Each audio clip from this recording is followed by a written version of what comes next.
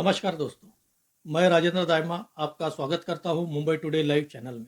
चुनाव आयोग बिहार में 25 जून से special intensive revision of voter list यानी एसआईआर करा रहा है। यह special intensive revision of voter list 25 जून से लेकर 25 जुलाई तक कराया जाएगा। इसके लिए चुनाव आयोग ने 11 दस्तावेजों की लिस्ट जारी की है, लेकिन इस लिस्ट में आधार कार्ड नहीं है। चुनाव आयोग ने आधार कार्ड को नागरिकता का प्रमाण पत्र मानने से इनकार कर दिया है। इसी बात को लेकर बिहार में विपक्ष चुनाव आयोग पर हमला कर रहा है और विवाद खड़ा कर रहा है। विपक्षी पार्टियों का कहना है कि आधार कार्ड को इन 11 दस्तावेजों की लिस्ट में शामिल क्यों नहीं किया गया। विपक्षी पार्टियां खासकर कांग्रेस और आरजेडी ने चुनाव आयोग पर भाजपा की कठपुतली होने के आरोप लगाया है। चुनाव आयोग के इस निर्णय के खिलाफ विपक्षी पार्टियों ने एक दिन बिहार बंद की भी पुकार दी थी और इस निर्णय के खिलाफ कुछ विपक्षी पार्टियां और संस्थाएं सुप्रीम कोर्ट में भी याचिका दायर की थी, लेकिन सुप्रीम कोर्ट ने special intensive revision of voter list पर रोक लगाने से साफ इनकार कर दिया।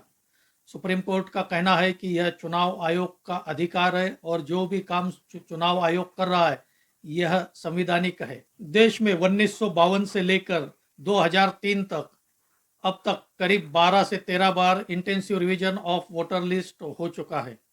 पिछली बार यह 2003 में हुआ था। इस अभियान में चुनाव आयोग ने 25 जुलाई तक बिहार के लोगों को फॉर्म भरने के लिए आह्वान किया है।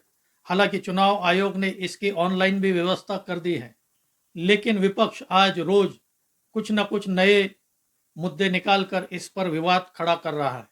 आज ही ऐसी खबर आई कि बिहार में करीब 35 लाख वोटरों के नाम कटने जा रहे हैं, लेकिन चुनाव आयोग ने इस खबर का खंडन किया। हालांकि चुनाव आयोग के आंकड़ों के अनुसार करीब 75% एसआईआर का काम हो चुका है और बिहार में यह बड़ी तेजी से काम हो रहा है, लेकिन मतदाता से ज्यादा विपक्षी पार्टियों के प्रतिनिधि ही इसे मुद्दा बना रहे हैं, विवाद खड़ा कर रहे हैं। इन पार्टियों का कहना है कि लोग अपना बर्थ सर्टिफिकेट, स्कूल की टीसी, अपना डोमिसाइल सर्टिफिकेट कहां से लाएंगे? इतने पुराने सर्टिफिकेट लोगों के पास नहीं है। विपक्षी पार्टियां लोगों में यह भी भ्रम फैला रही है कि चुनाव आयोग special intensive revision of voter list के जरिए बड़ी संख्या में वोटरों के नाम काटने जा रहा है, विशेषकर अल्पसंख्यक समाज के। विपक्ष का कहना है चुनाव आयोग ने जो 11 दस्तावेज मांगे हैं वे ज्यादातर लोगों के पास नहीं है और ये दस्तावेज नहीं देने पर मतदाता के नाम बड़ी संख्या में काटे जाएंगे। चुनाव आयोग के खिलाफ विपक्ष लोगों को भड़का रहा है, उत्तेजित कर रहा है। वीआईपी पार्टी के प्रवक्ता ने यहाँ तक कहा कि हम बीएलओ का घर जला देंगे। अपने आप को संवैधानिक और सेक्युलर पार्टी कहने वाली की यह कैसी भाषा है?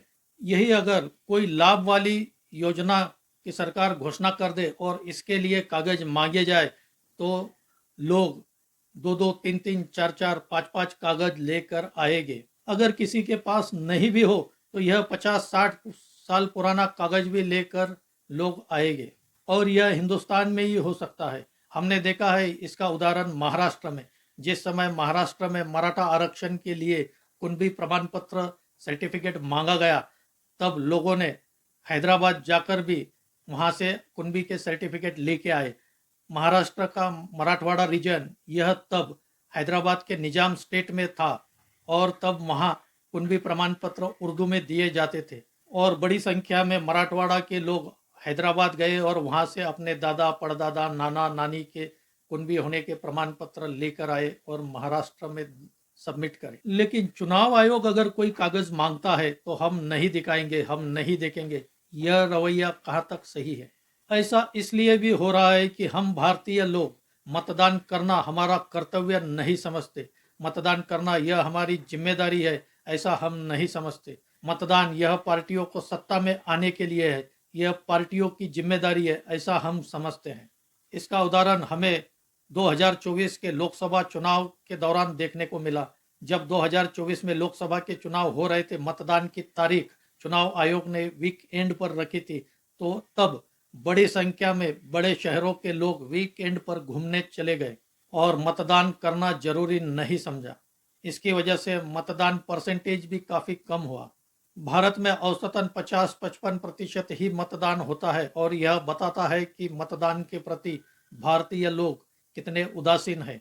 यही पार्टियां आज जो बिहार में हंगामा कर रही है, वह जब मतदान का दिन आएगा, जब ज़्यादा से ज़्यादा लोगों को मतदान कराना होगा, तब यह पार्टियां ऐसा करती नहीं है। विपक्ष के बंद में हमने देखा है कई ऐसे लोग शामिल थे जिनके वोटर लिस्ट में नाम भी नहीं थे, और कई युवा ऐसे थे जो अभी 18 साल से कम थे और उनके नाम भी वोटर लिस्ट में शामिल नहीं थे और वे पात्र भी नहीं थे, लेकिन वे बिहार बंद की रैलियों में जोर शोर से हंगामा करते हैं। विपक्ष ने जितनी ऊर्जा बिहार बंद के लिए लगाई, उतनी ऊर्जा अगर मतदान के दिन मतदान बढ़ाने के लिए लगाई होती तो शायद उनको ज़्यादा फायदा होता। हालांकि सुप्रीम कोर्ट ने भी चुनाव आयोग को यह प्रस्ताव दिया है कि चुनाव आयोग को आधार कार्ड और राशन कार्ड इन 11 दस्तावेजों के साथ जोड़ लेना चाहिए, लेकिन इसका अंतिम निर्णय लेने का अधिकार सुप्रीम कोर्ट ने चुनाव आयोग को दिया है। लेकिन लगता नहीं है कि चुनाव आयोग आधार कार्ड को इस लिस्ट में शामिल करेगा, क्योंकि अभी तक चुनाव आयोग ने कोई नोटिफिकेशन निकाला नहीं है। लेकिन हम भारतीय लोगों को मतदान के प्रति अपना रवैया बदलना पड़ेगा। चुनाव आयोग यह सब इसलिए कर रहा है कि बड़ी संख्या में बिहार में बांग्लादेशी और रोहिंग्या घुसपैठिए होने की संभावना है। यह कई सालों से बिहार में रह रहे हैं और ऐसा कहा जाता है कि इन लोगों ने बड़ी संख्या में अपने आधार कार्ड बना लिए हैं।